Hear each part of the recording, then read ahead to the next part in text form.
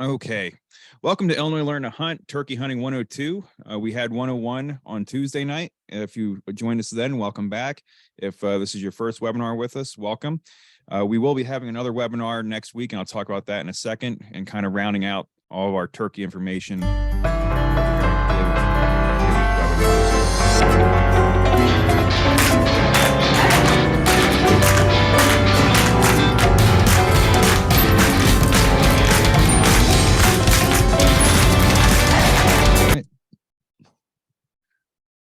See how this goes.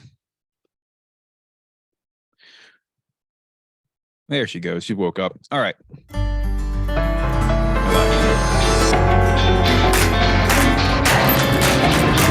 Is it playing music over the monitor, Curtis? It is, yes. Okay, that was back in the day.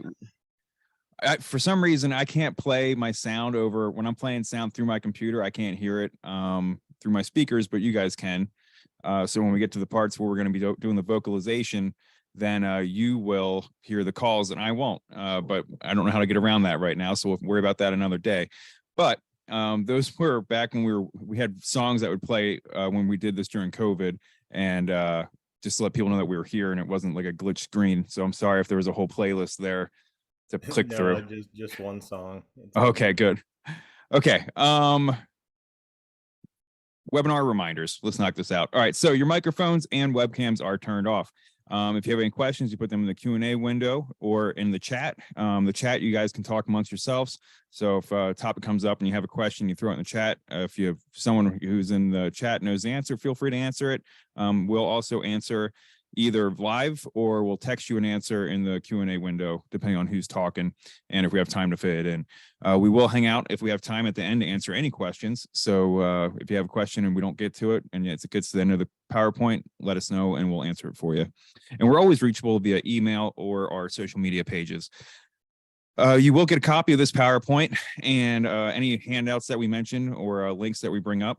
And you also get a link to a YouTube recording of this webinar. Then we'll also be sending you guys a feedback survey. We really appreciate you fill that out because it helps us kind of get data on how our program's doing, who we're talking to, gives us some background on who you are and how well we do with our information that you're getting. And if there's anything that we would like to add or so that we missed, so help us out with that. Tonight, I'm Jason Buckley. Welcome. And tonight we also have Curtis Twellman. Curtis, hello. Hello, everybody. We are both employees at the University of Illinois and work with the Illinois Learn to Hunt program. So we offer free adult hunting education to help people get a little bit farther than what hunter safety provides. So if this is your first exposure to us, welcome, and check us out on social media and things, and stay up to date with all of our courses because we cover every species you can think of. But turkey season's on its way, so we're hitting up turkey today. And today we're going to go over review of 101 if you weren't in that class on Tuesday, but we are going to cover everything besides the regulations part. Just real quick, we're going to go through this pretty quickly. It's the same slides that we had in 101. So we're going to go wild turkey ecology, and then we're going to get into turkey vocalizations, and then we're going to start the new stuff. So then we'll go over how to use decoys and the different type of placement patterns and the different type of scenarios that you may see when you use decoys, why to use decoys, and when to use them. So we'll go through all the decoys, and then we'll go through different hunting strategies, and that's where the real bread and butter and the real applicable information really comes out, is in those slides where we're going to tell you common scenarios you may see in the woods with turkeys, and then how to get about it and how to go about attacking that bird from all the different angles that it might throw at you there. And then we'll end with talking some adverse weather and going over the gear that can help you out, because springtime is not always sunny. So we'll talk about how to get through that hurdle. We do have a lot of events coming up. So these next, I think yesterday or Tuesday, we had 8 events in 14 days. So now we're down to 7 events in 12 days. So whittling them down. So this is our spring slot. We try to post what we're doing each month at the beginning of each month. So if you don't see anything that's near you now, come April, we'll be posting our April offerings, and you can try to make it to one of those if you want to come to an in-person event. And we always are trying to offer webinars throughout the weeks here. So this weekend we have beaver and otter trapping if you're interested in trying to get into trapping. So come on out to that at Spring Lake. Then the next, like I said, the next turkey The turkey workshop at Horseshoe Lake, I believe, was canceled, so won't be having that this weekend. But we will have the turkey vocalization calling webinar, and like I said, that's going to be the part 3 really of this series, going through everything you need to know to become a turkey hunter. And then we'll have a mammal tracks webinar to teach you how to look at the tracks you might find in the snow or dirt along a waterway, especially. That's where me and Curtis saw almost every animal you can think of along this one pond by us here. And then you can also do the Learn to Hunt Turkey workshop. So all this stuff in person, get your hands on some equipment. And we're going to have one of those at Moraine Hills and at Middle Fork. So check those out on the website. You guys registered for this, so I imagine you know how to register for our events now. So go and check that out. This is just a reminder. If you are interested in firearm deer season, you're going to apply for that now. So we say when you're going turkey hunting, you want to apply for your deer tags. When you're going deer hunting, you want to apply for your turkey tags. So the turkey lottery is usually held in the fall, and that's when you're going to want to put your turkey license in for it. And in the spring, the deer lottery is held. So right now, if you're an Illinois resident, you can head over to the IDNR website and put in an application for that tag. So again, just a review. So we have a map here showing the different species of turkey and where they are located in America. Pardon my coughing. You can see the blue is going to be the eastern turkey, and that's going to be the one that you're going to have a chance to hunt here in Illinois. There are many other turkeys that are spread out here that there's some very pretty birds walking around out there. So you can see the eastern right there in the top middle, and then you have the Miriams, the Florida, Golds, Rio Grande, and Oscillated. And the Oscillated one's that one's down in Mexico. This looks like a group of friends that's going out, and everybody's looking at the Oscillated, and they're like angry because it was so extra, you know? That's right, man. I can't believe how pretty that bird is. That's so crazy. And again, I'll go back to the map real fast, but that Oscillated one is down here in Mexico, off the peninsula there. Yeah, so that's not one they talk about in the Super Slam. That would be the other 5.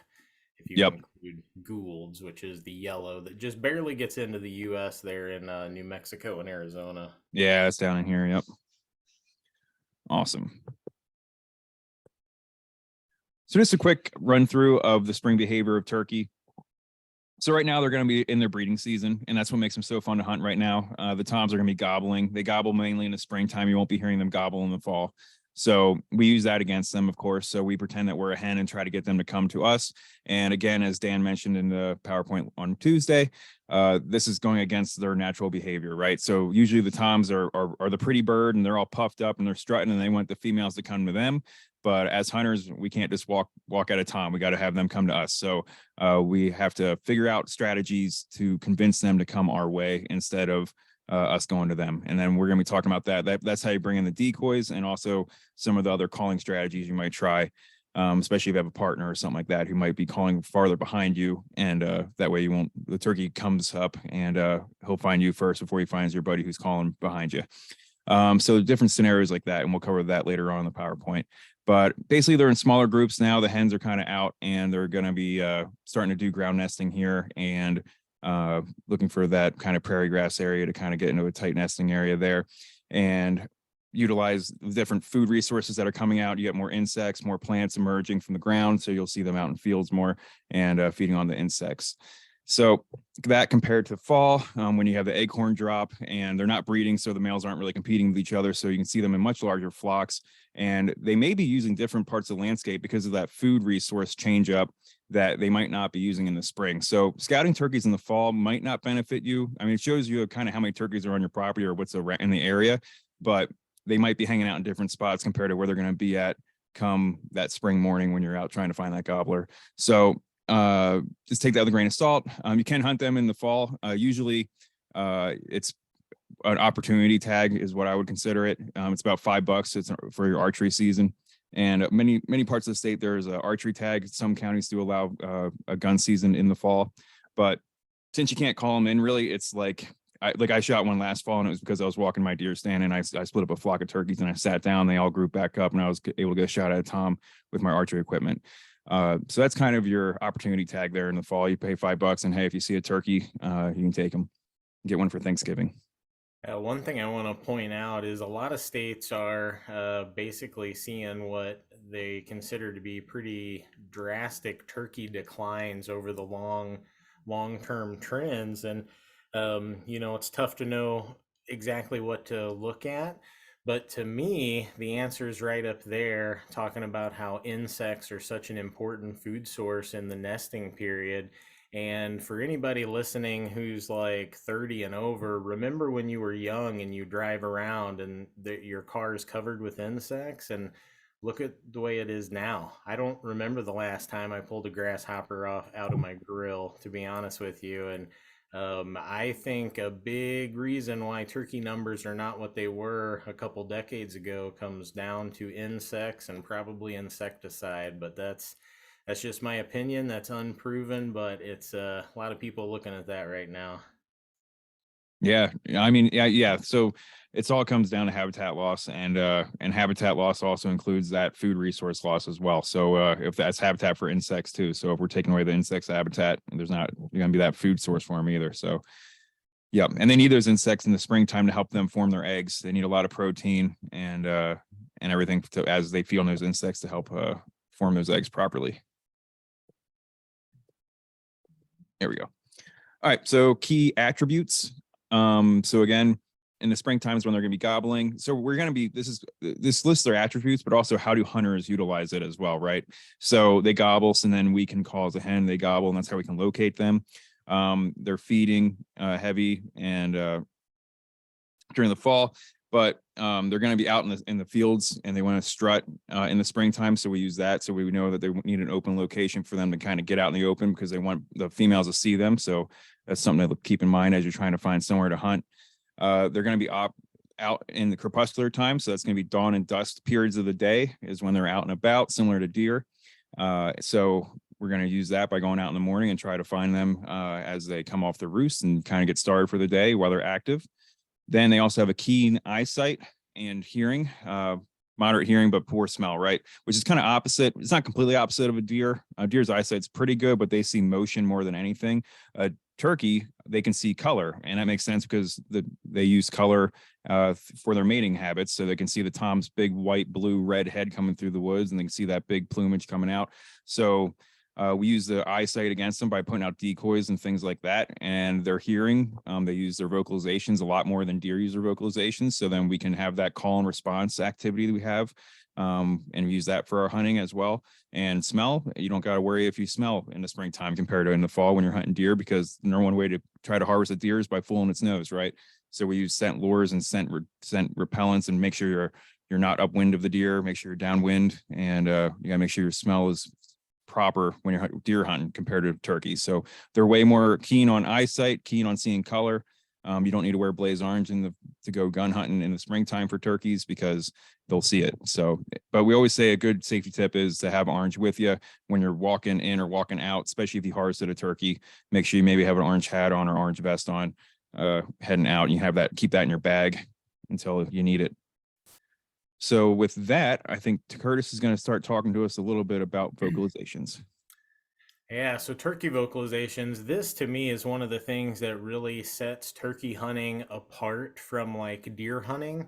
Not that you can't call when you're deer hunting, you definitely can, but it's really more of like your Hail Mary thing. Whereas when it comes to turkey hunting, it's very interactive.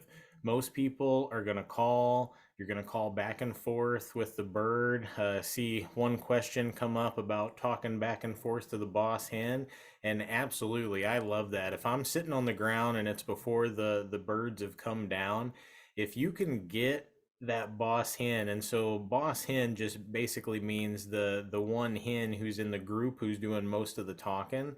If you can basically just copy everything she says, do it back, but a little bit harder, it seems to really make her angry. And a lot of times then the whole group of birds, hopefully the gobbler included, are going to come your direction. And I don't know exactly why he does, but I kind of figure he thinks there's about to be a fight and he doesn't want to miss it. I guess I think I would be the same if I was a turkey. But anyway, let's go through these vocalizations, and I think on each of these screens, when we flip through here, we're going to get to hear them.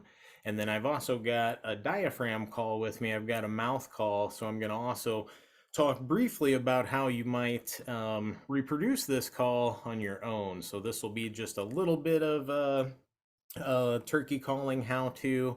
And like Jason said earlier, we're going to have that whole webinar that's going to be nothing but calling, where we're going to dive into every kind of call you can imagine. So this will be just a little tip of the iceberg here.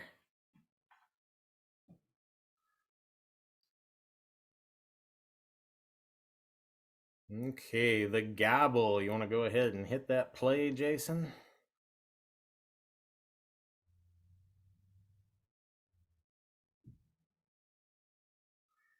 Not getting it yet. Not getting it? All right. Let me know. Did it go? No, not yet. All right. I apologize. I'll start that. There you go. All right. Now we got it.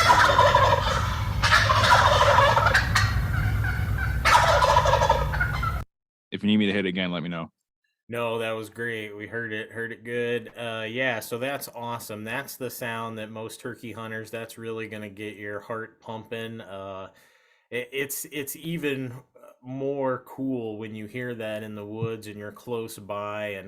And another vocalization that we don't have in here, because it's really hard to record, but it often is going to go hand in hand with these gobbles, is the spit and drum. So that's actually the lowest frequency noise you can hear produced by a wild animal in Illinois, is the spit and drum of a gobbler, and you have to be really close to hear it. You can almost feel it before you hear it, but gobbler is doing all these things. It's gobbling, it's spitting and drumming, and it's displaying. And that hope is it's out there showing like, hey, I'm a really fit bird, and if you're a smart hen, you're going to want your eggs fertilized by me, because look at how big and bad and beautiful I am. So and yeah, the gobble's flashy, and that's what really sets apart the spring season as opposed to that fall season. Fall hunting can be fun and all that, but it's a whole different beast getting out in the woods in the spring. Another big thing you got to remember with the gobble is this is a good way to roost the birds at night. And so a lot of turkey hunters will call this putting a gobbler to bed, or roosting a bird, something along those lines. And what you do is just try to get out to the woods in a place where there's good mature trees, where a turkey's likely to find a good roost, and just wait. And usually right before the sun goes down, there'll be a calm period. Hopefully the wind's not too, not blowing too hard. It's not rainy. And the gobbler will usually let out one or two gobbles right as he's flying up to his tree to roost. And so if you hear that, you can kind of pinpoint him on a map, and you know right where he's at, so you can come back and set up on set up on him in the morning.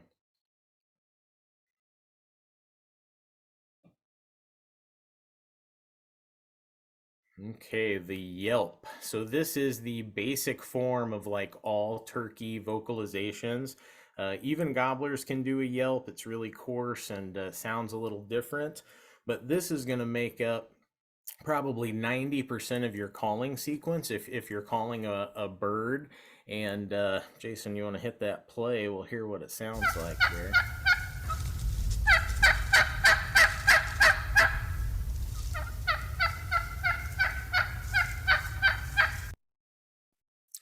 Yeah, so that was a great yelping sequence, and that's a very natural yelping sequence. You listen to that cadence. And I'll go ahead with my diaphragm call. If you have one yourself, you can try to practice. But what I like to do is when I'm making my yelp, is I kind of make my mouth in the form like I'm saying chalk. But when I make a series of yelps, I don't try to pronounce the K, so it's more like chomp, chomp, chomp, chomp, chomp, chomp. But then if you're doing a quicker yelp, which we'll talk about in the next slide, then you do pronounce the K. But here's what it sounds like with the yelp without pronouncing the K in chalk.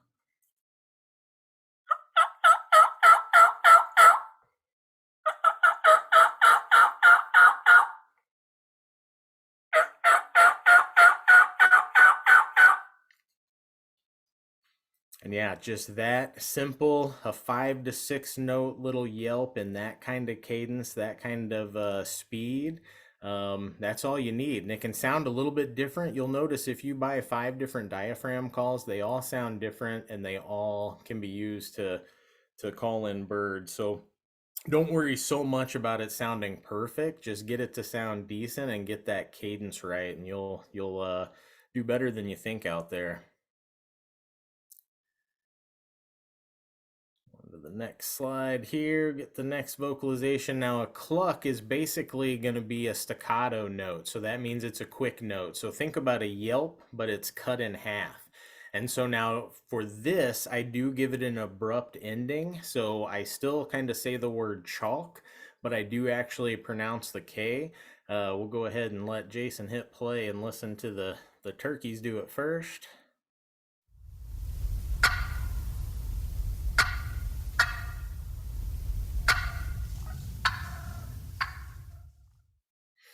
Okay, so just basically a really quick yelp.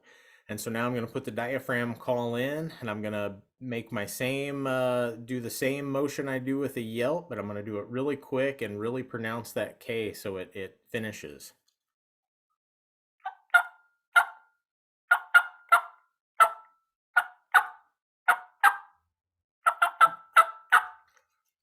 Now this is a good one right at the time that you're ready to shoot. So you've got the bird, Jake, gobbler, whatever it is, it's well within range, 25, 30 yards in your opening. You want it to get out of the strut and pick its head up. Turkeys do an alarm putt is just like 2 putts really quick together. If you make anything that sounds similar to that, that turkey's gonna get in an alert position and stretch its head up really high because it wants to see what's going on. Now, you only want to do that when you're absolutely ready to shoot, and you want it to stretch its neck out because chances are a couple seconds after that it's going to be running away. So, but the alarm putt would just sound like this.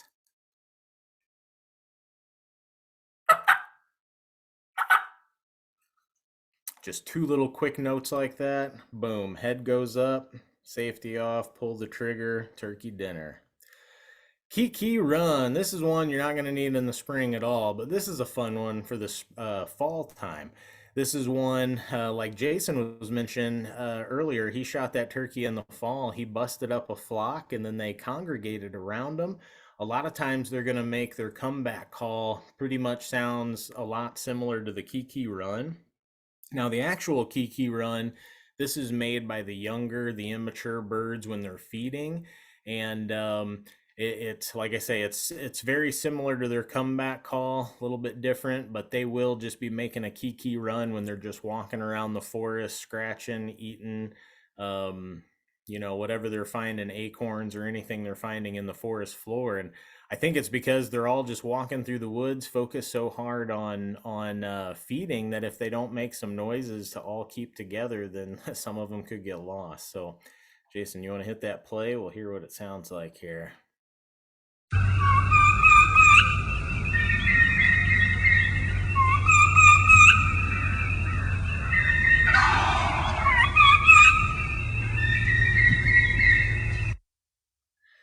Yeah, so definitely way more useful in the fall, but this could be a good change up for the spring. Just if you do get a bird who's really finicky, um, every once in a while, maybe you make this call and the gobbler answers. Like you heard in that recording Jason played for us, a gobbler answered that Kiki Run. I've definitely heard him do that in the spring where maybe they're not listening to the other things and then somebody busts out a Kiki Run and all of a sudden they're intrigued and have no idea why that is, but guess every turkey, every gobbler is a little bit different, just like every person's a little bit different. Now this one's a little bit hard to do on the diaphragm call. See if I can get it going here. I'm still in spring training mode, so I'm not in mid-season form yet. So bear with me. Let's see if I can get it here.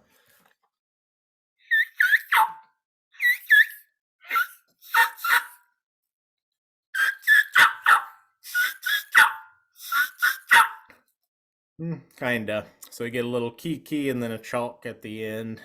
Is usually the the version of it they make when they're just walking around and feeding. Now the purr, this is one that definitely use. This is one I like because it's soft. You can use it when you're not quite sure where the bird is.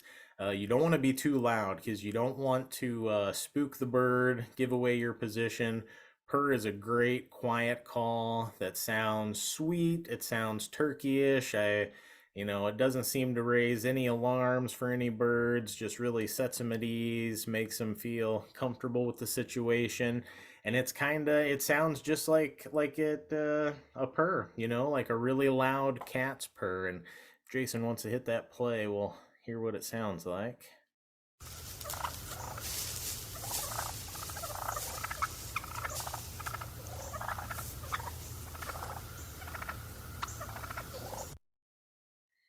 So yeah, just a very content sound of birds being happy. So there's no danger here, no hunter.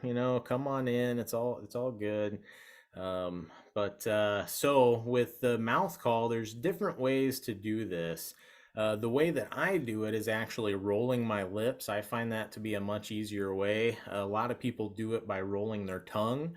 You can do that too. I like to roll my lips, and this is what it sounds like. And I usually add in little clucks in there too to make it sound more realistic. And this is a lot of times the call that I'm going to when I'm calling at the bird. He's answering me, and now all of a sudden he shuts up. I'm not sure if he's gone or if he's coming at me. And so a lot of times the purr is going to be the call that I'm going to keep going just to give him reassurance if he is coming.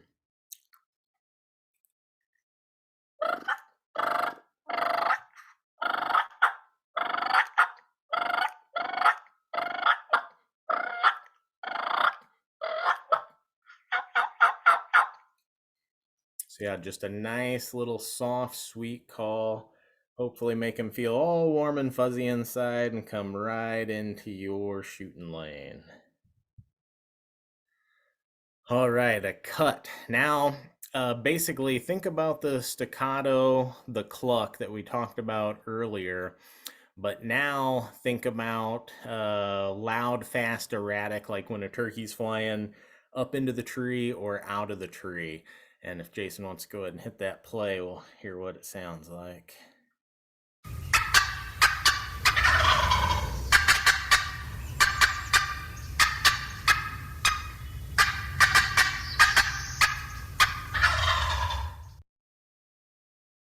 So yeah, and again, if I do this on the mouth call, if I were to do a fly down call, which sometimes people will do this if you're set up on birds and you're set up before light and you're calling, it's getting later and later, you want them to fly down, do the fly down call, and a lot of times that'll trigger the rest of the birds to fly down too. But it's going to be a series of cuts that comes together and really gets up fast, hard, and sharp, and then kind of trails off a little bit like this.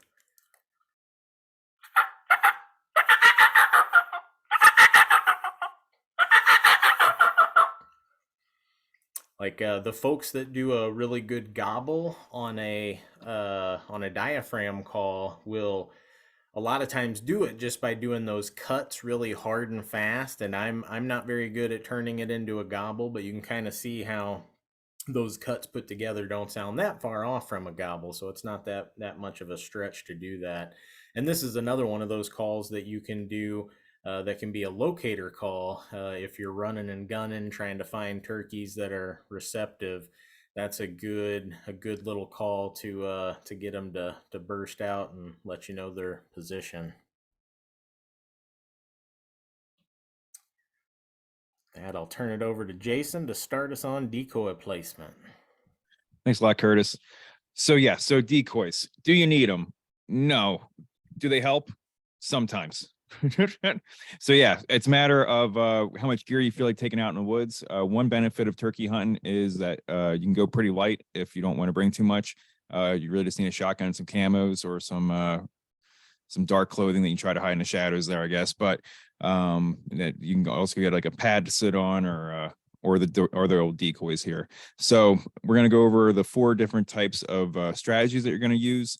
One thing with the decoys is that it gives you that realism that there's actually turkeys there, and it goes back to that natural response that those toms have where they expect the hens to come to them. So for them to come, and they might come and look around, and if you call too much, they're going to start pinpointing where you're coming from. So having a decoy to kind of distract them away from your location is going to be good.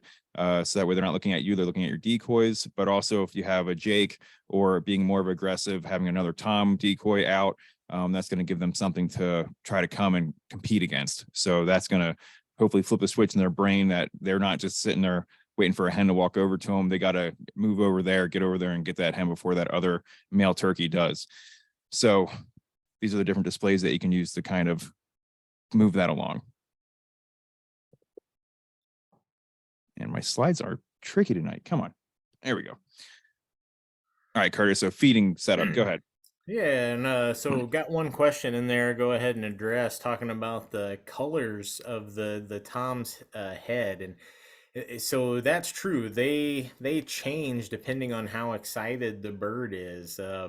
So basically, most of the times when you are calling a bird, it's going to be super excited. You're going to see a bright white top of the head. That's usually the first thing I see, is that bright white crown. Then you're going to see bright red, bright blue. That's an excited breeding bird. Those colors are still present when they're not excited, but they're much more dull and they don't stand out. So that's one of the best ways to tell the bird that's coming at you is a gobbler and it's a legal bird, is look for that head. Even if it's not strutting, you see that white dome and those bright blues and reds, you know, that's a gobbler. So good question. But feeding setup, this is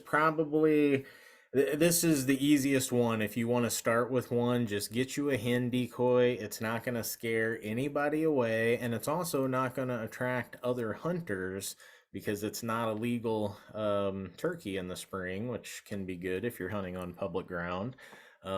But yeah, this is super relaxed, and just like Jason said earlier, I think the primary purpose of decoys in general, especially a really low impact setup like this, a hen that's just feeding, is it gives the bird something to look at that's not you.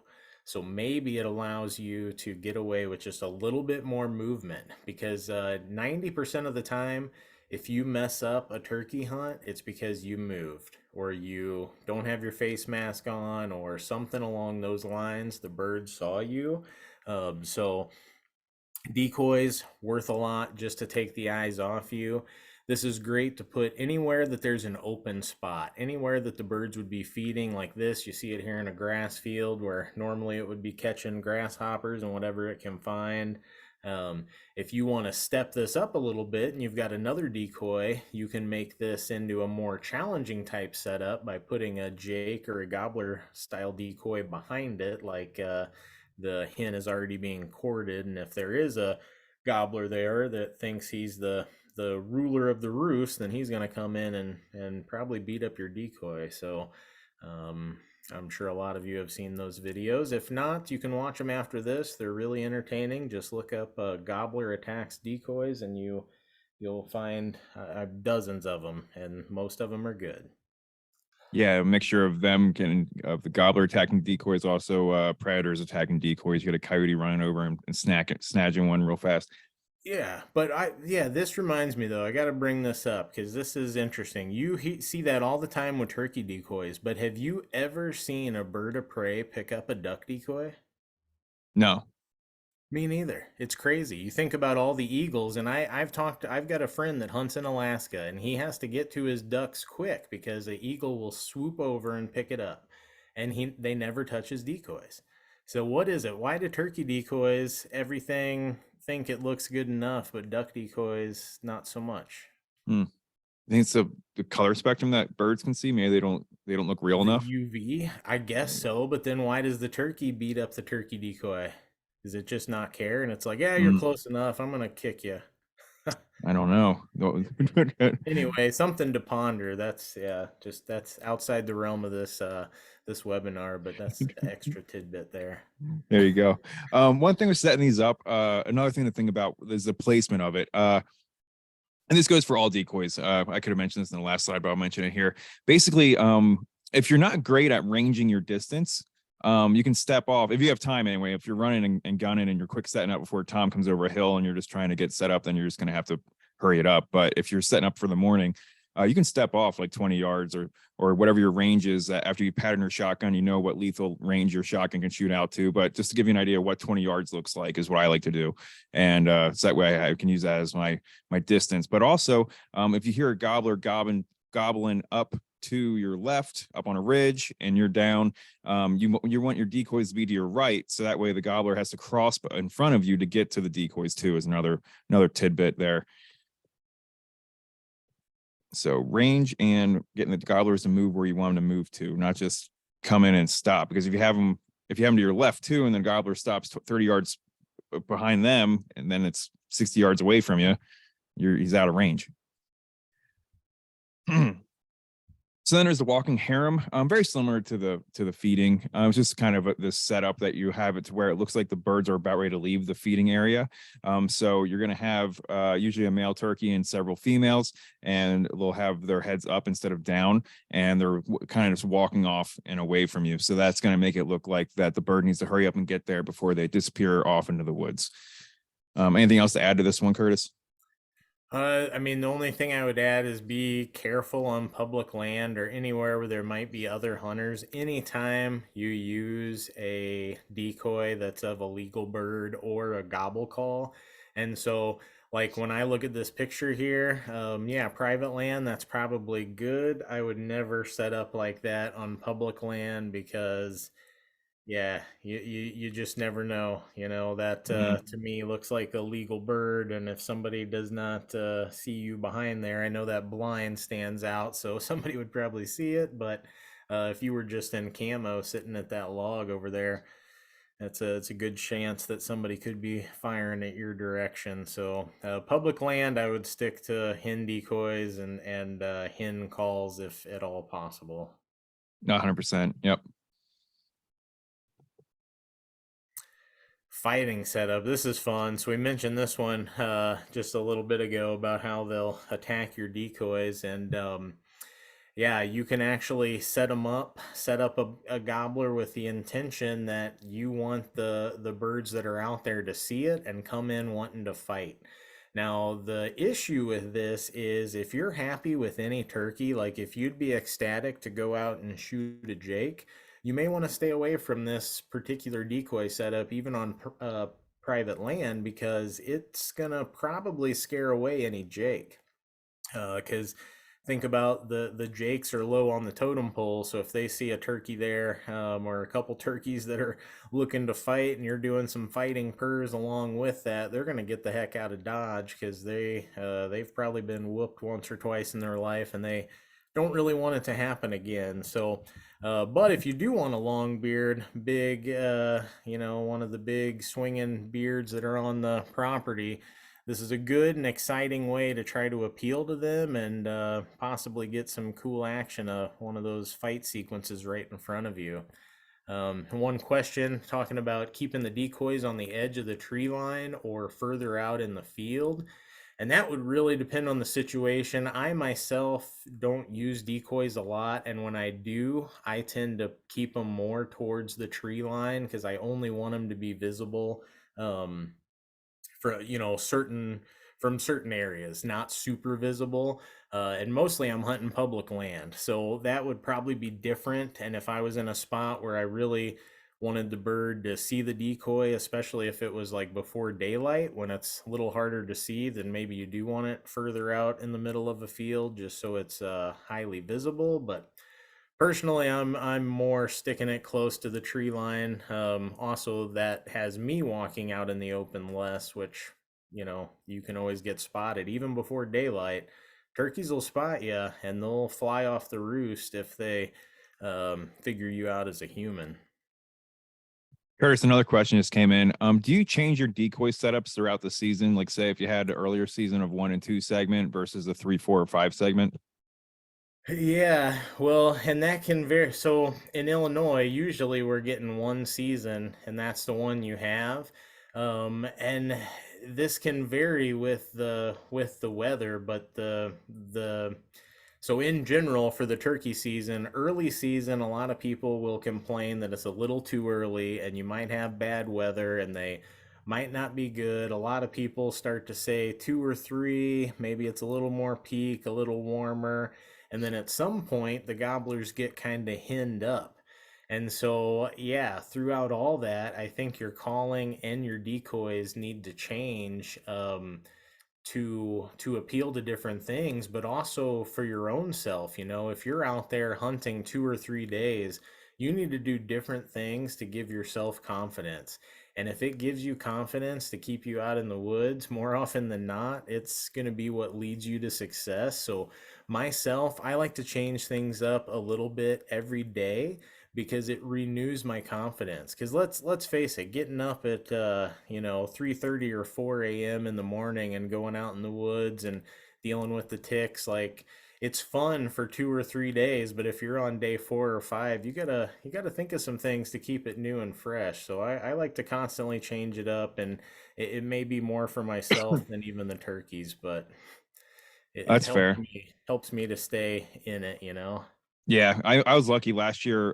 One of our old workers here, he's moved on, but just to Iowa, not to another plane. But he I had a hunting buddy really, so we went out for 6 days in a row. It was the last segment 5 of the season, and I got my bird on the very last day of the last season there, and we we saw the birds reacting differently to decoys in different spots that we hunted, and having someone there also just talking about having your hopes up. You got to have a buddy with you, kind of help you.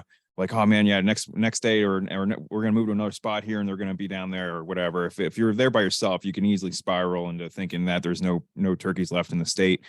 But yeah, so I'll just give an example real fast. The one day that we finally found the toms that we ended up harvesting, we put out a hen decoy, and they came in and they stayed 30 yards off of the hen and never came over to our setup, and eventually walked off the top of the ridge, and we never saw them again. Next day, we roosted them that night. They roosted back on top of the same ridge. We put the Jake out with the hen, and then they came and they stayed even farther off. And then my buddy who was calling for us, Adam, he moved only a tree length away from me. Like we were on a fallen down tree. He went from the one end of the fallen down tree of the roots to the limbs, and so maybe 20-30 feet. And then that was enough to make the turkey run in, and the big tom came over and came right to the setup. So it's a lot of trial and error. You're going to find that out. Every tom's different. They've had all season to see other people's decoy setups too. So having that Jake and that hen together might be something where they might look at that and it might look fake to them, or it might be something they've seen already and they're scared of it even.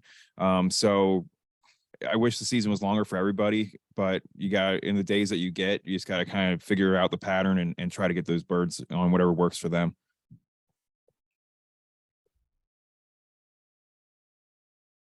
So then there's a breeding setup. So you can find decoys where you might not put the stake in the ground, or because usually they sit on a stake and they kind of spin around like a little weather vane. But you have a hen laying down and a tom or Jake standing over, make it look like they're either gonna breed or they're in the process of breeding. And this again is just gonna make that time frame for that tom even more of a challenge for him, right? So he needs to come over here and break this up and try to get his chance at breeding a hen. So it's just an aggressive setup. And again, toms or smaller Jakes might be turned off by this because it is a little aggressive, that there might be a tom breeding a hen. The Jake might not want to come over and try to fight him off of that. But if you're going out there trying to find a big tom turkey, this might be the setup for you.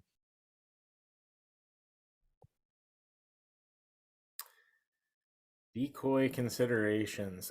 So we mentioned it before, but you look at those videos of real turkeys, just beating the crud out of decoys, and you'll see some decoys that look pretty bad. And the turkey still seems to be fooled by it. So I think in the spring, they've got the hormones pumping. They're so excited. Whatever it is, they don't seem to be super picky.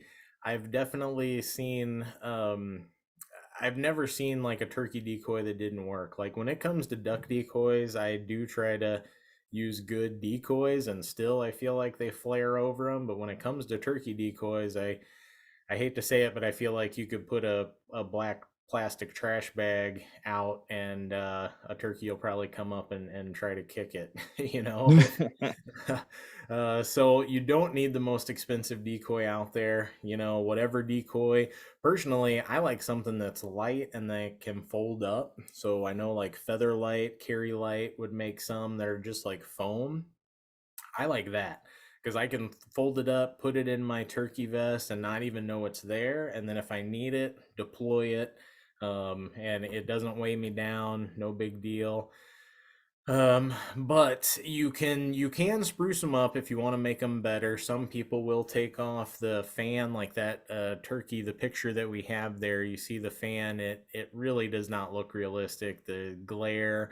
So some people will just chop that off and take a real turkey fan and go ahead and place it on there. And while we're talking about the fan, one thing we should mention, if you see a fan that's real, has a real entire edge like that, so it's just a perfect half circle, that's an adult bird almost always, because their molt is more regular. If you see a fan where the middle feathers are a different length than the side feathers, that's usually a younger bird, either a jake or a second year bird, because their molt pattern's a little bit different. Ooh, and look at that. That's fancy technology. Jason can even draw it. That's nice. That's like Madden. Boom, right there. Boom. And Yeah. that's the maturity right there, right in the middle. Yep. So if you see that fan, and now nothing's wrong with that, I'll take those birds all day long, because truth be told, they taste a little bit better. If you get the turkey that has the fan like that, it's still a good bird, but you're probably not going to be baking or frying the whole thing. But you get one with the mismatched fan like Jason drew up there, inject some orange juice in there, fry that thing in some peanut oil. You won't be sad, I promise you. But yeah, so, and Jason mentioned this before, but Oh, decoys, another all right. great thing is to keep the bird from hanging up. Birds, especially on public land, they do have that tendency to like know about where the shooting range is and try to hang up there. So one way to circumvent that is to put your decoys and potentially even have a caller that's another 20 or 30 yards beyond you. And then that way, even if they hang up, whoops, you're 20 yards closer to them, so they did not figure that into their calculations, and they are in range. So, um, another good thing for the decoy, besides just taking the eyes off you, they can also get the bird to come a little bit closer if it's one of those ornery ones that's maybe been shot at or walked up to a hunter or two already that season. So, strategy, hunting near the roost. Now, this is an aggressive strategy, but I do like this strategy because I like to know what's going on. And so, if at all possible, I like to wake up extra early, because the earlier it is, the closer you can get. And I don't necessarily want to get all the way like where the tree is within range of me, but I like to get where I can see what's happening. And so the way you find that is, we mentioned it earlier, but putting the gobbler to bed the day before. He gobbles, you know where he's at. Show up the next morning and you can get him to gobble again. Either he'll naturally gobble, because the birds are going to start gobbling hot and heavy when sometimes as much as like 2 hours before daylight. So it could naturally gobble, or you could do an owl call or something like that to make him gobble to confirm his location. But I like getting close so I can see where he's at and where he's flying down. And to me, it's exciting. I like walking through the woods at night, and you're stopping. He gobbles. Oh, now you're walking a little bit more. You wait. He gobbles, walking a little bit more. It's almost like a spot and stalk, but it's still in the tree. But remember, if they see you, it's game over. So it's kind of a dangerous little game of cat and mouse there. But if you can get in position where you can see the tree they're at, um, and you can see what's happening. That gives you great feedback, because you know if they're responding to your calls. You can hear everything they're doing, and you know where they go. So worst case scenario, let's say they go the complete opposite way. Well, guess what? On day 2 of your hunt, guess which way you're going to approach? The opposite way, and hope that they repeat that. So I love this tactic. It is a little bit aggressive, but it does teach you a lot about the bird. It comes with that risk, though. You don't want to booger up the bird, because then it can make the rest of the season a lot tougher for you. So take it with a grain of salt, but I think it's fun.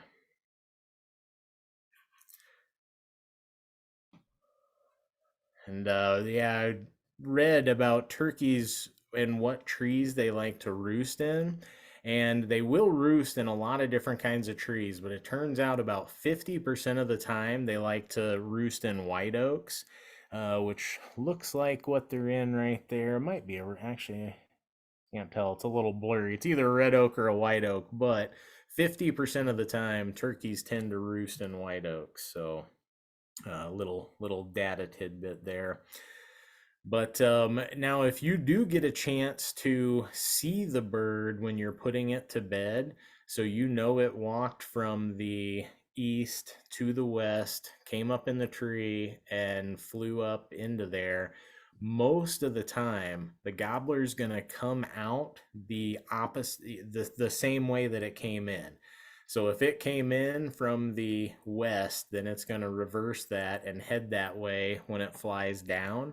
So that would be the ideal position if you can get there, in hopes to intercept them after they fly down from the roost. Other tidbits to remember is they generally will fly down on the high side. So here in Champaign, people are thinking, high side? What are you talking about? Well, in other parts of Illinois, they've got topography, and that means hills. And so that means that if the tree is on a hill, most of the time the turkey's going to fly down to the high side. It just makes sense. It's a little bit closer than the low side, and while turkeys can fly pretty good, they're not the greatest flyers in the world, so I'm sure that's a little bit nicer for them. And turkeys are infamous for hanging up behind any kind of change. So that could be just a fence that they could easily fly over. That could be a creek, a road, thick brush, anything that's different, even though you know quite well that turkey can get through there. If it's a little bit of an inconvenience, he's not going to do it. Because remember what we talked about earlier, we're trying to reverse nature. So part of that, turkey's trying to say, you come here, you keep calling. And so you're saying, no, you come here. And then he gets to some kind of a blocker. And then finally that's enough to change his mind and just be like, well, I'm done with this game. All right. So again, topography is not something we have a whole lot of around Champaign, but some of you will have that. You can definitely use that to help conceal your approach. Another thing you can do is just when you get close, move like the bird can see you at all time, which means don't move steadily. Like move for a little bit and stop. Move for a little bit and stop, because that's going to be much more similar to any number of wild animals that are moving around there at night. Humans are the only thing in the woods that's just and when you're on a tree stand, you'll hear that. You know right away if a human's walking next to you, because no other animal in the world is going to walk that rhythmically and not stop. So at least not around here. Yeah, my favorite thing of watching any decent hunting show or program, YouTube video or whatever, is whenever they're hunting and they show an animal acting like an animal, and it might not be one they're trying to get after, or maybe it is, but they do like a time lapse and the animal stays in the same spot for minutes on minutes on minutes, and it's like 11 minutes later, then the turkey walks again, or 20 minutes later and the deer walks again. But yeah, nothing's out there just constantly walking around. They're already in their house. They got nowhere else to go unless they're trying to get to food or something like that. But for the main part, they're just hanging out. Yeah, and not in a hurry. Yep. We humans, we're always in a hurry. We're thinking A to B, but them, there's no A to B. Just It's out there trying to survive. But yeah, darkness to cover your approach, definitely. And the earlier you are, the better. Turkeys do not see at all very well in the dark. They can only see just little shades of gray. They can hear still, so they can definitely hear you. And especially, usually in the morning, there's not much wind at all, so sound travels really far. So they can still pick you up. You don't want to use just getting out there early as an excuse to tromps through the woods making a bunch of noise, because they will definitely fly out of the tree and hunt will be over. But if you're there at least 30 minutes and maybe closer to an hour or more before daylight, you can get away with just a little bit more noise than otherwise. But definitely no flashlights. If you do, make sure it's like a red light or something like that that doesn't tend to alert game. Um, but usually it's best just to let your eyes adjust and move slow. If you have to move slow, all that's going to do is make you quieter. And just whenever it's ready daylight, go ahead and sit down. If you're not as close to the birds as you wanted to be, so be it. But once the sun comes up, you can't get away with much of anything. Right. All right, and so here we've got a map. Do you know where this map is from, Jason? Is this from? Sorry. This does not look familiar. I don't know where they got this from. Well, so this is just an example. We're pretending like we've got that little gobbler icon that's down there in the little corner of that wood lot. And so we've got two different parking locations to park. And so if you knew you were here the night before and that turkey flew up, you knew he was right here. Now you've got two different places to choose from. Which one of those spots you think you would choose? Me personally, and we know the sun rises in the east, sets in the west. So in the morning, light is gonna be coming from that way. I would not want to park to the north, because walking along the woods there and trying to come around, I feel like that would put me at a little more of a disadvantage. I think the south and trying to sneak in from that way might be a little easier. Yeah, I mean, I was looking at it, and you could come across up north, and then this is a ridge up here. So he's on the ridge. What's he likely going to do? Is he going to likely go to the top of the ridge and walk out the ridge, or is he likely going to fly down off the ridge and then maybe have a decoy set up in these fields? If you can get over here from this park, from the south parking lot, and maybe set your decoys up in the fields where you can see him, and then he'll fly down off the ridge to the field. What do you think? Yeah, I feel like on the first day, I would want to get into that green field, even though it's below them, just to see what's going on. Because I feel like coming in on the ridge is a more aggressive tactic. And yeah, that might be the way he's going. But I guess if I had 2 days to hunt, I would try to do the first day taking the south and get into that green field almost as just an observation hunt. I mean, maybe you get lucky. But then if you confirm that he's moving out that way, then on day two, I think I would take the ridge, more aggressive strategy. Mm-hmm. And actually, that field is on top of the ridge. I'm looking at these topos now. This is that's the ridge is on the top with the field, and then it goes in the gully here. So, oh yeah, so that would definitely be the way it'd be more likely to come out anyway. Yep, he'd be out in that field there. Yeah, that would be the tactic, trying to sneak to the corner of that field somewhere early enough so that he doesn't see you. And then at least you'd be able to see what happens, you know? Mm-hmm. All right. Now, yeah, you definitely don't want to get too close that you're nervous, because sometimes the birds will sit up in the roost for a lot longer than you think, especially if it's a cloudy or rainy day. I mean, sometimes it's daylight for an hour and a half, and the birds are still up there. They're like sleeping in. And guess I can't, yell at them too much. I like to sleep in every once in a while too, but that could be a real problem if you're set up right below them, and so you have to be completely still, motionless for that whole time. This just reminds me of one quick little story. I was turkey hunting with a good buddy of mine, Luke Miller, in Missouri, and we were on the edge of this field. And this big group of gobblers, we knew they were feeding in it all the time. They were call shy. But anyway, so they're out in the field. We're on the edge of the field, but there's nothing between us and the gobblers. Like, we didn't think it through, young college students. We had to be completely motionless as these turkeys, a group of gobblers, slowly moved across this huge field. It took them almost 2 hours. And sitting there that long, both me and my buddy Lucas, we were like, I mean, legs completely asleep. Like, your whole body just does not feel good, because being still for that long and knowing you can't move is it's like a different kind of torture, I think. um but that the happy ending, the birds finally got within range and I shot mine, and Luke missed his, and he stood up and his legs were asleep and he fell on his face. So it was good for me, not so good Well, for him. there you go.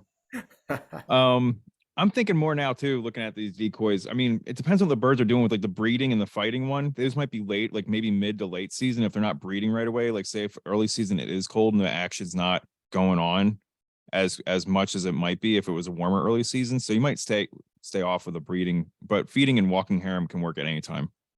Yeah, for sure. Got a few questions, Curtis. Do birds pitch down off the roost towards the sun at all, or is it more of a terrain base?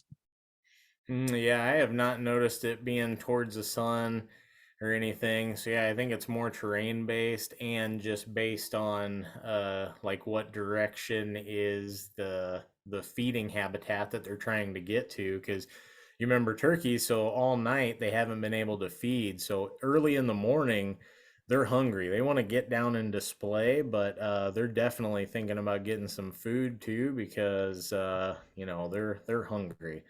Um, so yeah, those two things, but the sun should definitely factor into how you set up, because it's, remember, eyes is one of their biggest weapon, and if you have the sun behind you, so the turkey's coming at you like towards the sun, it's 100 times easier to hide.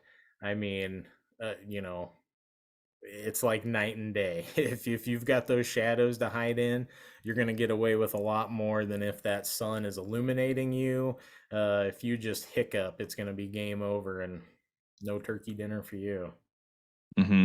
No, absolutely. Keep the shadows. And you might be, Kurt, I think we were right with our assessment of that map here. So here's where the Tom was going to be. I think this is the same field zoomed in, and you would set up here, maybe stay in the shadow area if you can, even though I think this might be an afternoon sun. But you'd have the decoys out past you, so the Tom would fly down and walk across the field and pass in front of you so we can get a shot at him. Yeah, and here's so concealment. We've been talking about it big time when it comes to birds. Mammals are much easier to hide from. Birds, not good. Their eyes are much better than us. They can see more colors than us, and the acuity is amazing. So you're not gonna fool their vision. They're gonna pick your movement out. I don't care if you have the most expensive camo money can buy. If you're moving, they're gonna see you. The first couple turkeys that I should have got, I messed up because they saw me moving. And I was used to being able to get away with a little bit of movement. Archery hunting, for deer, you could move a little bit and the deer's still there. Turkeys, not so much. I moved just, the end of my gun a foot to try to get in a better shooting position, and game over. That was my first turkey I should have shot and didn't get them. So, eyesight is no joke, and that is including in your calling and moving your gun like I'm talking about. If that turkey does catch you off guard and you're set up in the wrong spot, You can't just move to get on it. You've got to time that. Hopefully, you've got a tree or something where the turkey can walk behind it and you can get in a quick movement.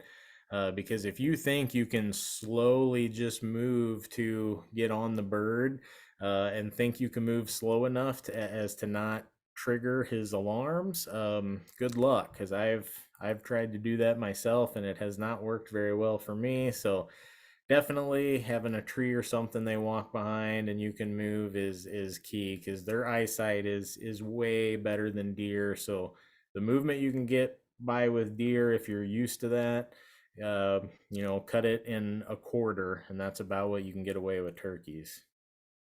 And blinds can be a good way to sort of disguise your movements. Now, again, a blind is something that, especially on public land, turkeys can pick out. Sometimes I've seen where they don't worry about them; they'll walk right by them. Sometimes, if they're not brushed in very good, they can kind of avoid that area. So keep that in mind. But definitely something to try, especially if you're taking somebody, if you're hunting a couple people, especially a kid. Man, blinds are awesome. Stick them down there. You can give them a phone. They can be playing Fruit Ninja or something while you're turkey hunting, and just start watching when the action happens. Pretty cool. I really appreciate the questions coming in. It's really making us add on a little bit here, that stuff we don't have written in here. I just looked this up. So Mike asked, do they see when the head is facing you, or do they look with the side of their head? Well, it looks like they have a field of view of 270 degrees, but with a slight tilt of their head, they can see pretty much 360 degrees. So they can pretty much see everything, because their heads are pretty small. So it doesn't take much for them to kind of make that. If they're just looking in one spot without moving their heads at all, they can see 270, a little tilt this way, a little tilt that way. They get all 360. So that's the prototypical prey eye placement. They've got very good coverage, but that means they have incredibly poor depth perception. Yeah. That's the trade-off. Good questions, though. And then we will get to adverse weather. We have a whole section on adverse weather coming up. So that's the other question we have coming. Oh, yes, we will have that. All righty. One last thing I want to mention, we mentioned face mask here, I think for the first time. Try to get a face mask that helps with mosquitoes as well. You're going to love your face mask in the springtime, something that we don't really deal with too much in the fall for deer season. Mosquitoes are out in the spring, and same with ticks and everything else. We always talk about permethrin or pymethrin, however you want to pronounce it, but that's a good treatment. Read the label, make sure you're treating your clothes properly for tick prevention. It does not have an odor, so don't worry about getting smelled by animals with it. And also face mask will help you stay out longer if you're getting attacked by mosquitoes. I've been to some really mosquito-y places, and the face mask is the only reason why I stayed. Yeah, and don't worry about using the DEET either, because turkeys have not a very good sense of smell, so you can spray that down, because it's really annoying when you're trying to be still and you just hear that bzzz, Yeah, right into your ear hole basically, and you got to be still. You want to talk about the definition of patience? That's it right there. Yep. So yeah, and if you don't do the face mask, then you got to do the face paint. You got to do one or the other. Turkeys see too good to go out there with bare faces and bare hands. So face mask or the paint. If you don't want to mess with the mask, just remember that when your hunt's done and you pop into the gas station for a drink, they're going to look at you pretty funny, because you're going to forget that paint is on there and you're going to look like a crazy person. You'd be surprised if I've took some mentees into a gas station wearing camo, and I think everybody in that gas station was a hunter, and they would just start chatting us up. We couldn't get out of there. You make a lot of friends wearing camo during archery season, at least when people should be out hunting. People are like, "Hey, man, you seen anything?" And this goes on and on from there. Yeah, depends on the crowd, I guess. Yep. But yeah, so good tips here. Don't be the first bird to call. Always wait. And I like famous turkey hunter in Missouri by the name of Rob Keck. I've seen him do a couple presentations on turkey hunting seminars and stuff, and he calls it taking the tom's temperature, or taking the turkey's temperature if you're calling back and forth to a hen. But basically, just listen to what they do and then do it back, or do some version that's a little bit different, but try to emulate them. And that's the best way to not alert them, and to kind of get their attention, but then pay attention to how they react to you. They do a little, chomp, chomp, chomp, and you answer back with a little Yelp sequence, and then they're excited, then you get more excited. And then the gobbler's excited, you get more excited. And that's what Rob Keck would call taking their temperature, is kind of figure out what that gobbler wants to hear, what he needs to hear, and then just keep it up. Keep it up just enough that he's coming your way, and then don't do it too much that you convince him otherwise. And always start soft, especially before they fly down, as soft as you possibly can call. A lot of times I've got my hands in gloves and I'll put them over my mouth, so I'm calling into that. So it'll start off so quiet you can't even hear it, and then I'll slowly get louder until the birds that are around me can hear me. All right, so some different things that can happen. So hopefully Tom leaves the roost and comes your direction. Now this is where I will probably go to the purr, because I want to keep up some form of communication. But if the turkey's coming at me, a lot of times this is when they shut up. This will be the first time all morning when you don't hear anything. And your first sort of inclination is to get worried, like, oh, what happened? He was excited and now he's being quiet. He might be coming right at you. So just keep up your purring, little clucks, little purrs, just sound content, and hopefully in the next few seconds that bird's going to pop up where you can get a shot. But another thing that can happen, this is kind of like the henned up Tom that you'll hear a lot of people talk about, that tends to happen towards the later part of the season. A lot of different things you can do here. One of the big things to remember when you're turkey hunting: be mobile. If you are there and the plan's not working and you see the turkeys moving away and it's not going to work, now if you have multiple days of hunt, you may choose just to leave and attack them a different way the next day. But if it's your last day, your only choice is to try to pull up a map on your phone, figure out where those birds are going, and try to get in front of them. Because that's turkeys are generally going to take just a big giant arc, kind of a big arc that does a big semicircle throughout their day, and then comes back to a roosting location. They don't use the exact same roost day after day, but usually they'll have half a dozen or so that they'll cycle between, and a lot of times they're not that far between. So find somewhere that you think's on their arc, get in front of them, and keep changing up your calling, your decoys, until you find something that works. Another thing, Tom could get hung up. So it is excited, like you still hear it gobbling, but all of a sudden it was coming in and now it stopped moving. That's when you know it's hung up. So now you may have to try some more aggressive calling strategies, or you may have to do like you did in scenario 2 there, and you might have to pull up your setup and try to move on the other side of whatever is constricting that tom. Now, next one, you may just never see the birds. You know where they're at. You're talking to them. Now it's go time. Where'd they go? Disappeared. No idea. In that scenario, it's really hard to pull out your map and try to get in front of them, because you have no idea potentially which way they went. So in that scenario, your best bet is to look for a receptive bird. And this is going to be what turkey hunters will generally call like the run and gun method. And that's where you're just going and walking, and about every 10 or 15 minutes, stop and do some aggressive calling, some yelping, and see if you get a response. If you do get a response, then that bird's probably callable, and come up with a plan at that point. If you don't, well, then you're mushroom hunting. Hopefully you find some morels. Only a few weeks away. Can't wait. That's true. I mean, that's the one tip. I mean, I wouldn't tell this to everybody, but no, I'm not going to say it. If you're a mushroom hunter, get a turkey tag, even if you don't want to hunt a turkey, because you get first access to the public lands when it's mushroom season. Yeah, because Don't tell your friends that. only the turkey hunters can be out there. But I'm getting hungry now. I shouldn't have started talking about mushrooms. But and then the last thing that can happen is you just never hear or see a bird all morning. You don't know what happened. Maybe you had a confirmed roost. Maybe you spooked the bird off the roost and you didn't know it. Maybe it was another hunter that spooked the bird that came through before you. Maybe a bobcat climbed up there in the middle of the night and spooked the bird. No idea. You're not going to know what happened.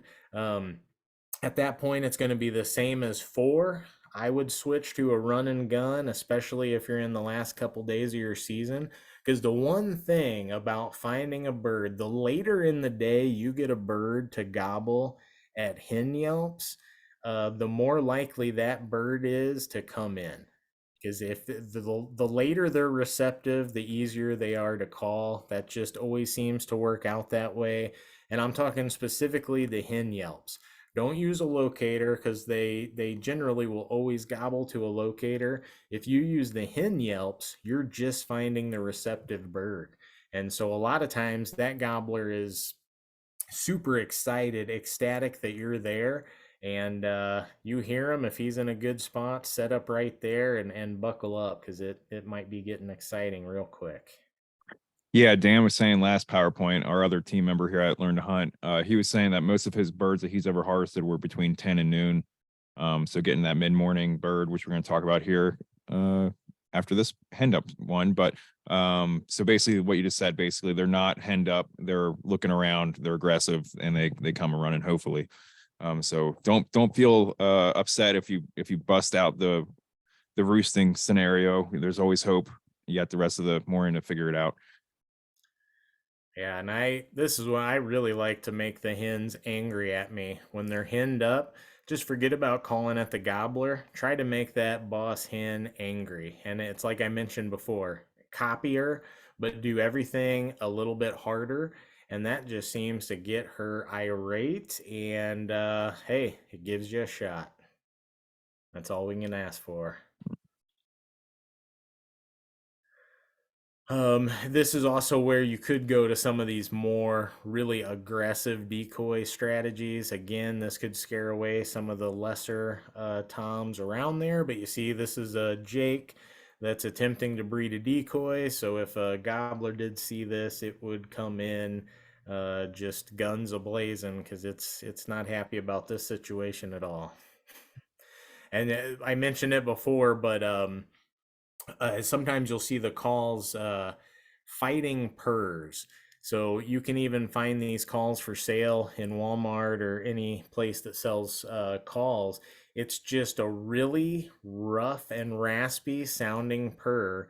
And you can have 2 boxes, little push button calls, and do them both simultaneously. And it sounds like 2 birds fighting. Because when 2 gobblers are fighting, that's the sound they're making, and wings are flapping and all kinds of noises are going on. So you can kind of make that with those calls, or you can also do it if you use a mouth call and a call in your hand, either a box or a slate, and just do both of them really heavy raspy purrs that are going back and forth, back and forth, back and forth, and that's going to simulate the sound of a fight. Now, this is what Dan likes, the mid-morning. When you hear a tom answer you here, they are very callable. So very, very good thing to do. And it's a good, just you're walking around, you're running, gunning, you're mushroom hunting, you're hearing all the birds wake up in the spring. It's a beautiful time to be in the woods. If you don't hear from the bird at all, you can start with the yelps, but if that doesn't get any response, you can go to like locator calls just to try to get the turkey to let you know where he's at. Now, he may not be callable, but at least if you know where he's at, maybe you can intercept him in that arc like we talked about before. And you'll know some of your calls are louder than the others. So this is the time to have your loudest call start off quiet, just because you never know if a bird's closer to you than you think. but then you can really get that call loud. And then if a turkey's a long ways away, you can hear a gobble a long ways away. I don't know how far when there's not wind on, but man, it's got to be, if it's not windy, I feel like you can hear a turkey gobble a mile away pretty easily. Yeah, Curtis, would you say this is your general strategy if you weren't able to roost a turkey the day before? Yeah, if you're going in blind, yeah, but I mean, remember these turkeys are going to be gobbling before daylight too. So generally, I'm trying to locate one before daylight. If I didn't roost one, I'm going to try to get there an hour and a half, 2 hours before daylight, and then I'll basically roost one in the morning, and then move in on it. Gotcha. Adverse weather. So yeah, it's Illinois. So some of you have snow, some of you are finding morels, and it's the same dang state. I don't know how it works, but it does. it's it's I think it was like what 50, 60 degrees a couple days ago, and now in a day or two I think it's going to be freezing and snowing. And so yeah, anyway, you all know how it goes. You could have absolutely anything in turkey season, which can make it fun.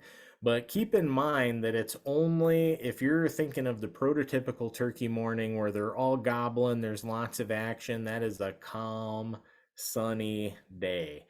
Wind and rain is going to really knock down a lot of those vocalizations and a lot of that activity. So even though turkeys don't take days off, they're still out there. You can still hunt them. You can still be successful. They may be, 10 times quieter on a thunderstorm or a rainy day as they were the clear day the day before. Curtis, we did have one question come in to how often are you calling if you're not hearing anything? Like how if you're blind calling and you don't hear anything, you don't want to overcall to freak any bird out. So what would be a rule of thumb to try to stick to if there is Yeah, one? so running, gunning, I walk 15 minutes. Now I'm ready to call. I start off quiet, just with like 2 Yelp sequences quiet. I'm going to wait for just like a minute or two, and then I'm going to do louder. I would probably do that 3 times and get a little louder each time. So I would only do 3 calling sequences with a minute or two between each and get a little bit louder each time so that the third time you're almost at max volume, and then that's it. Then I'm moving to the next spot because in my experience, the turkey's either going to reply right away and be callable or is not, and then it's not there. So you might as well move on until you get within range where that bird can hear you. Mhm. And there are silent birds out there, and they're the ones that are just going to trip you up. I mean, you're not going to see that one coming if you got to keep an eye out for movement. But sometimes they come in without making any noise at all. So you really need to just be on your toes. And that's what helped me out last year going out with Adam is that we just kept telling each other that they're out here, they're going to come. I mean, you're out there, they're out there, you're in the woods. There's a chance you're going to see a bird no matter what at some point. So don't think that for some reason because you haven't heard anything or seen anything that they aren't just right around the other corner. Oh, there you go. Yep. So we talked about them being really silent in the rain, but it also can really delay their fly down. And I have seen it as much as an hour and a half, 2 hours after sunrise, and they're still in the tree. So, yeah, definitely use that to your advantage. Maybe there's a morning that you couldn't get out to hunt right away, and you're wondering if it's worthwhile. But if it's a cloudy, rainy day, the birds may even still be in their roost. So it's definitely worthwhile to get out there, even if it's a little bit later. The next slide here, the wind. This is another thing that can not only shut them up, but it also makes it a lot harder for them to hear your calls. So we've got a lot of wind here in Illinois, and the days that you go out there when it's perfectly calm are probably going to be fewer and more far between than the days when you go out there and there's about a 10-mile-per-hour wind. So keep that in mind. Another reason to have really loud calls, because sometimes it takes a really loud call just to cut through the wind. And so this is where some of the glass and crystal slate calls or friction pot calls, they're really good because you can ring on those things so loud it'll hurt your ears. But in a really windy day, if you want to try to reach a bird and get a response, it takes something that loud to get to their ears. Now, lightning, this is one thing I would advise staying away from.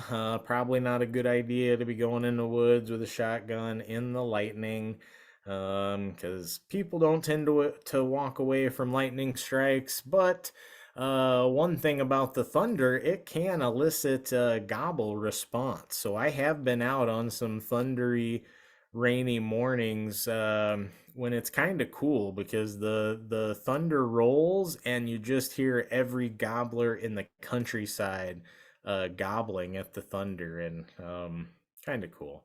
So again, hunt when you can. If you've only got a few days to hunt and it just so happens to be a thunderstorm, go for it. But if you're seeing lightning in the area, definitely advise to stay away from there. Not a good idea to be walking around with a potential lightning rod in your hand. Snow and ice. This is something that you may only get to see potentially in the first seasons, but this is something that can definitely shut the birds up and make them do weird things. But it's also cool because I've personally never got the opportunity to turkey hunt in the spring when we had snow. But if you ever do get that chance, it would be pretty cool because just look at the visibility, you can see turkeys so much further away, especially in the woods. Use that in your advantage and go to a more spot and stalk type of hunting. You can even look at their tracks and use a spot and stalk type of hunting that way. A lot of times the snow will help disguise your sounds and you can you more easily sneak up on stuff. So a really unique hunting opportunity. If you ever get the chance, don't curse it and say, dang, I finally got a turkey tag and now it's snow on the ground. Be like, dang, I got snow on the ground and I got a turkey tag. So take it as a cool thing because it's open up some cool hunting opportunities for you. So these are just some basic overall things that you can do when hunting gets hard. Switch to a more passive hunting tactic, ambush. This is just what we do when we're deer hunting. So look at your map, try to find what you think is the good roosting areas, try to find what you think is good feeding grass areas with insects and try to get in between them and just wait.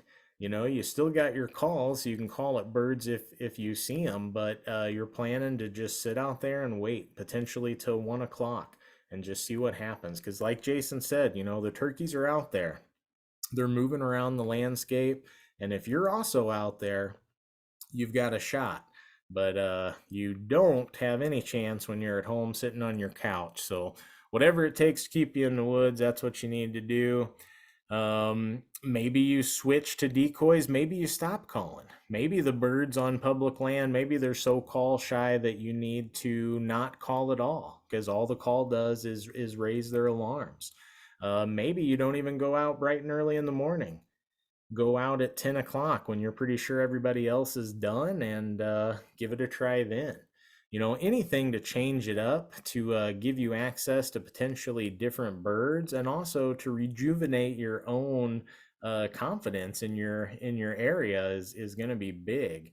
And some of the things that we talked about as being bad, like wind and rain, sure, it may make the birds more quiet, but it also disguises your noise. So now all of a sudden, maybe you can more easily walk up closer to that bird on the roost because all the leaves, instead of being crunchy, are wet.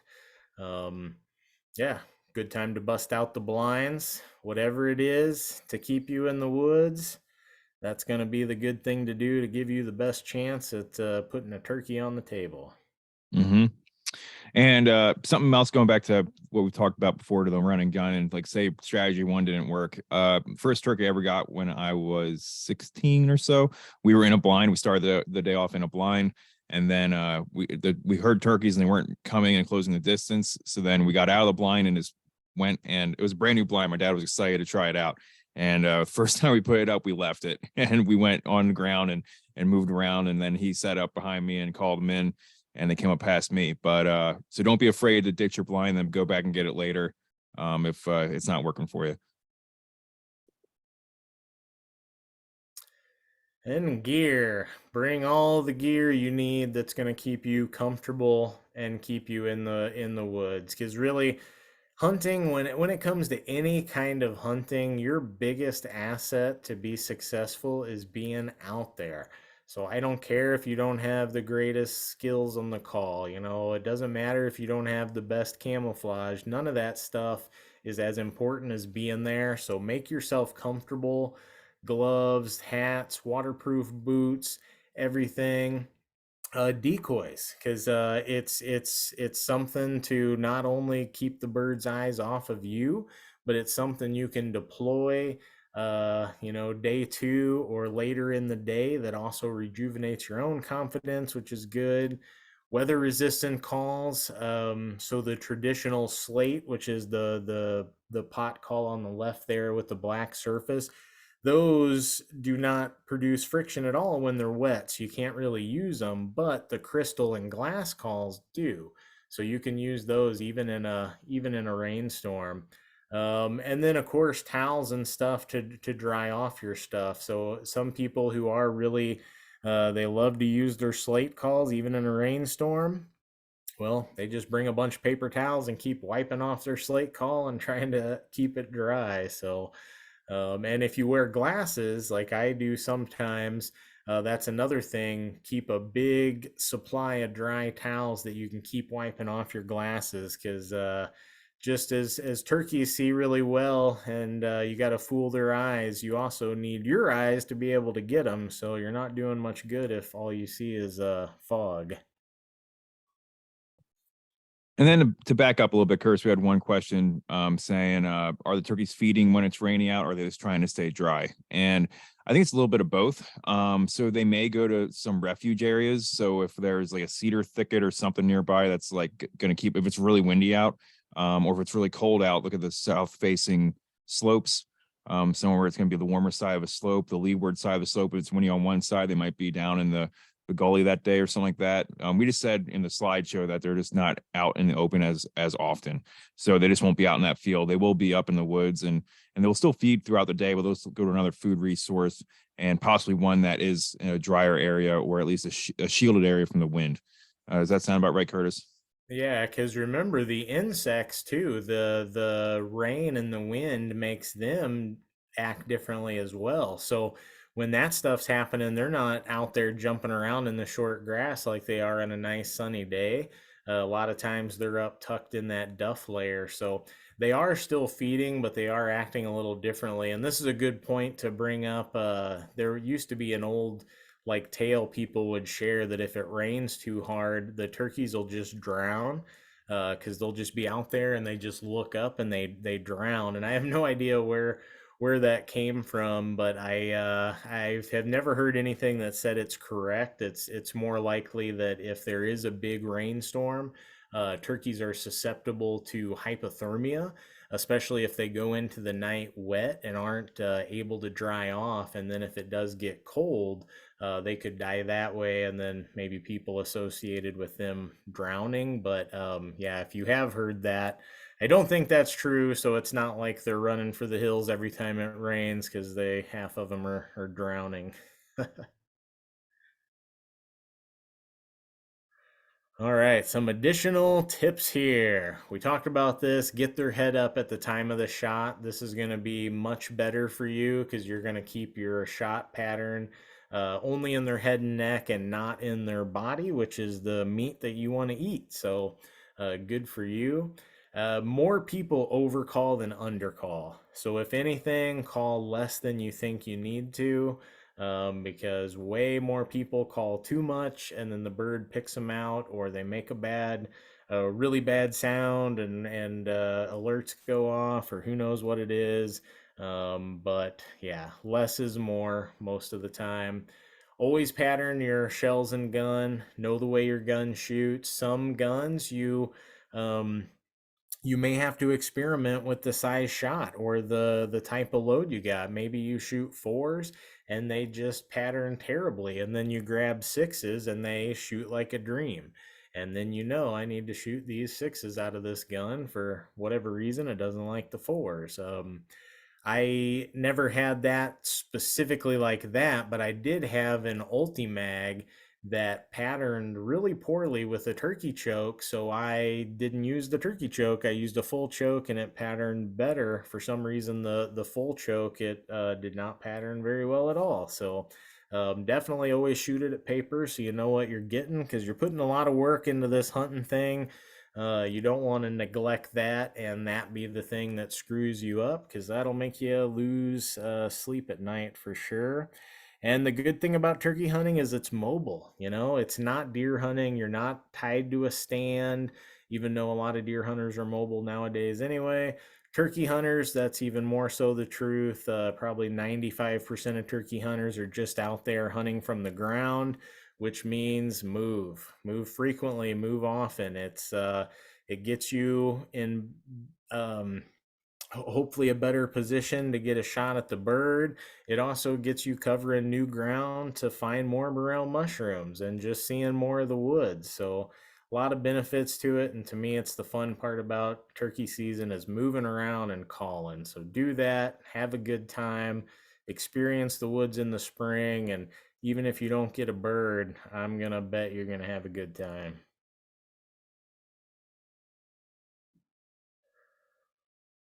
Let's see. And don't think that you have to have decoys. Definitely, I more often than not, I hunt without decoys at all. So, and I would more than half the turkey hunters out there probably don't even own decoys. So don't worry about that. We'll talk about maintenance of pot calls in our calling webinar that's coming up. But don't forget a little scratch pad if you got your pot call, because you don't want to get out there and all of a sudden it starts sounding like crud. If you don't have something to sand on that with, there's no way to fix it. Likewise with the chalk, and it comes to your box call, you got to chalk up any of those surfaces that touch.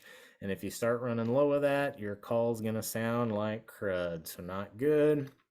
Also, a rubber band, glove, something like that is a great thing to put your box call in or wrap around your call so it doesn't make sounds just in your pack when you're walking around.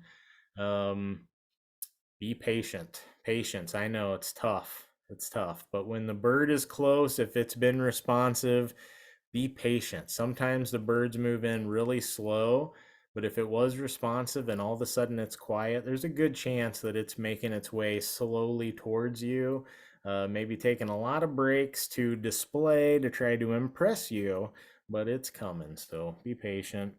And just read your birds, take their temperature, learn. If you do something and it doesn't like it, yeah, don't do that no more.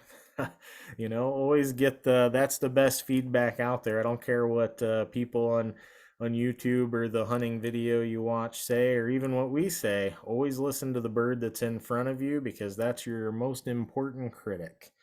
Let's see. Oh, and yeah, big one. After you shoot the bird, always beware of the spurs. Those are like little knives on their feet.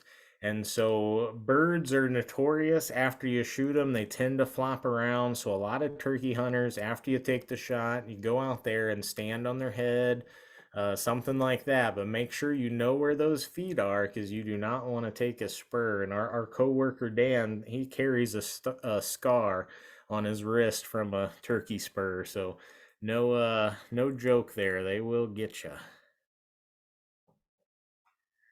All right, to wrap up, 1 o'clock is all you can hunt to. That does vary state by state. If any of you are hunting in Wisconsin or neighbor to the north, they do hunt all day. So you can hunt the evening too. In my opinion, the morning hunt is the fun hunt. That's where the action is. Generally, the evening hunts, they're more of the ambush style hunting. But yeah, just my preference. I prefer the morning hunting. I'm from Missouri, so that's the way we did it there too. So a lot of states will go with that and leave them alone so they can roost in peace in the evening. Some toms may be more receptive to call later in the morning. And that could be because they're not the dominant tom there, and so they're quiet in the morning. A lot of times you'll see that with jakes. Usually if a jake comes by, it's usually a surprise, because most of the time you've never heard them make a noise all morning, just they're there. And a lot of times that's the younger, like 2-year-old birds too. But then later in the day, they get a little bit more brazen because they feel a little more safe that, Big Brother, whoever the other Tom is around there, is not going to hear them and come fight them. Always reflect on what worked and didn't work. Keeping a journal's good for that, and learn through time. That's the great thing about hunting, is every time you go, you're basically taking a college class, and if you pay attention, there's a lot of lessons to be learned out there in the woods, whether you fire a shot or you don't. That goes with gaining experience then too. Beautiful picture there. I love that picture. Yeah, that's Lexi. The birds spread out there, which is a good. Turkeys take great pictures. Get them in the sun, hide in the shade, but then when you take the picture, bring the bird out in the sun, because look at all that iridescence coming out in that back. That's awesome. Yeah, I think last year Adam guided. I think he was 7, or what was he? I think he was 6 for 7 or 7 for 8, getting people on birds. So this is Adam. This is our old employee. He's moved, like I said, he went to Iowa, and this is his partner Lexi. She was a student with us here, and they both went to Iowa now, and they got into turkey heavy, man. They got, like I said, they either got tags or their buddies got tags, and they did a lot of public land hunting. Yeah. Well, turkey's fun. It's right. It's coming before we know it. So hopefully you all are as excited as we are, and that also brings us to the NWTF, which Jason, you helped out with their banquet this year, didn't you? Yeah. So I'm getting involved with that. Our like I said, our coworker Dan, he was in it already. He's done turkey research hands-on in Kentucky previously before working here, and it's a great organization. It's one of those ones that you can count on, that they're using their funding to help with the habitat and help get the word out about other folks and how to manage their private land and all the work that goes into that. Our favorites, I believe, is like NWTF and Pheasants Forever. They're definitely very active in this state and educating people. So it's very, pardon me, it's very inexpensive to become a member. You do get a magazine. I think it's six over the year. It's a very thick magazine too. It's like a 2-month issue every time they give it to you, and some gorgeous photographs in there as well. So you can go to the banquets. I think there's a chapter for each county in Illinois, or a county next to you, if not in your county, depending on how populated your county is. And they do have banquets where you can go and have fun with some folks and do some raffles and some games of chances and things like that, and have a nice night out with some like-minded folks who are into the outdoors. We had one question here before I get to the next upcoming events. Is it legal to walk around with an unloaded shotgun after shooting hours? And it said even in a case. I would just take it out and put it in the car. Yeah, I just go in the car and then wait. You can either go home, depending on how far away you are from where you live at to where you're hunting at. I would probably just go home and then come back at dusk and try to roost some turkeys before it gets dark out without a gun on me. It's always up to the discretion of the officer you bump into. But walk around with an unloaded shotgun, as I believe, I don't want to give you legal advice. My gut says you'd be fine, but I wouldn't chance it. Yeah, I'm the same as you, Jason. Technically, I'm sure there's nothing specifically about it that's illegal, but I'm sure if you asked a CPO, they'd say no, because like, how would they prove that if you did see a bird, you wouldn't just throw a shell in there and try to take a shot? So even though you didn't do anything illegal, doing that might give them reason to be like, oh, okay, well, maybe I need to watch this person, because why do they have the gun out here if they're just trying to roost them? So yeah, that's just my thoughts off the cuff, that I would probably bring the gun back and make sure if you're outside of the hunting hours that you don't have the firearm on you, just to make it clear to the CPO that you're not hunting, you're scouting. Mm-hmm. I mean, you're not supposed to even load up before shooting light. So if you're at your car and you load up in the light of your car, just because you can see there, and you put your shells in your gun, walk in, you're technically illegal with the loaded gun that you have there. You got to get to your spot and wait for the light to come on and and then you can load up your shotgun where you're at from once the legal light starts up. So that's definitely the number one rule they try to catch you on, is if there's how many shots in your gun, you have a plug in your gun. And then also if you're wearing orange, depending on what season you're out there during gun season. Those I think are probably the main ones you get hit with. And also not having your license signed. That we looked up the rankings of most offended laws for hunting, and not having your license signed properly is one. So make sure you print out your license and sign it. It doesn't count if it's just on your phone. All right. So again, upcoming events. Next turkey vocalization webinar is going to be next Tuesday. So Dan and Curtis will be on that one. So enjoy learning. They'll go through every single type of turkey call that there is, and the type of call and how to make each type of vocalization on that call. So if you're really interested and haven't gotten into turkey calling yet, join us for that free webinar there, and you'll learn everything you need to know from that. And then again, we have some trapping workshops and mammal tracks webinars, as well as the turkey workshops in different sections of the state. Again, if these aren't near you, we will be having some more turkey workshops in April. Yep. We're going out to set some beaver traps tomorrow for that beaver trapping workshop. But also we should mention that we're going to be getting hot and heavy into the 3D archery events after turkey season too. So we don't have those up yet, but if you are into archery, boy, do we have some fun stuff coming. So after turkey season, watch for that stuff to be posted. We're going to have a bunch of fun 3D shoots, and we're going to hope to have some cool prizes and some cool things to go along with that. So keep your eye out for that stuff if you're into flinging arrows. Yeah, ideally, we're trying to offer things to people that might not have it offered already. So if there's a public land site that doesn't normally have an archery range, we get permission for the day to set up a 3D course there. Or if there is a range already existing at a place like Channel Lakes has a great walkthrough range, and we had a really fun 3D shoot there, and we just put our targets in front of their hay bales and things like that. So yeah, man, it's really awesome to try to give people an opportunity that they might not have otherwise. And also, I don't want you guys to sleep on the trapping. Curtis, it's kind of a big deal. He's not going to say it, but I will. He was the trapper ed instructor for Wisconsin, and that's how we got him down here for us.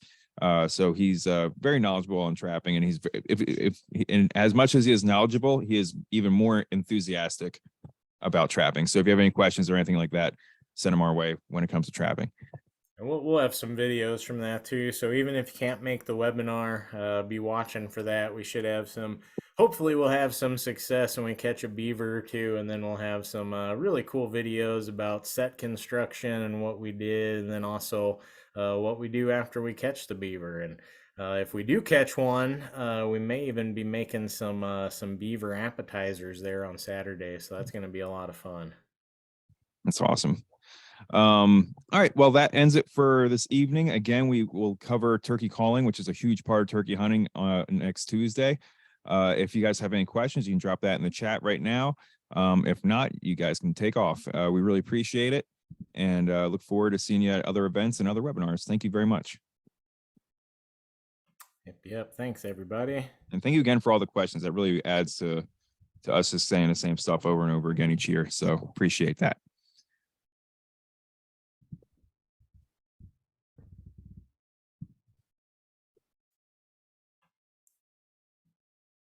All right. Not many questions coming through, so we'll end it here. Again, appreciate everybody's time. Good luck this season if you have a tag for this season. If not, good luck getting one in the fall, hopefully. If not, next year. Don't forget to get in the deer lotto. Now's the time. Deer lotto. Yep. Do it now, so then when we're doing our deer, our deer webinars in the fall, you'll have a sweet tag to tell us about. There you go. All right, buddy. We'll see you all later. Take it easy. Bye, everybody.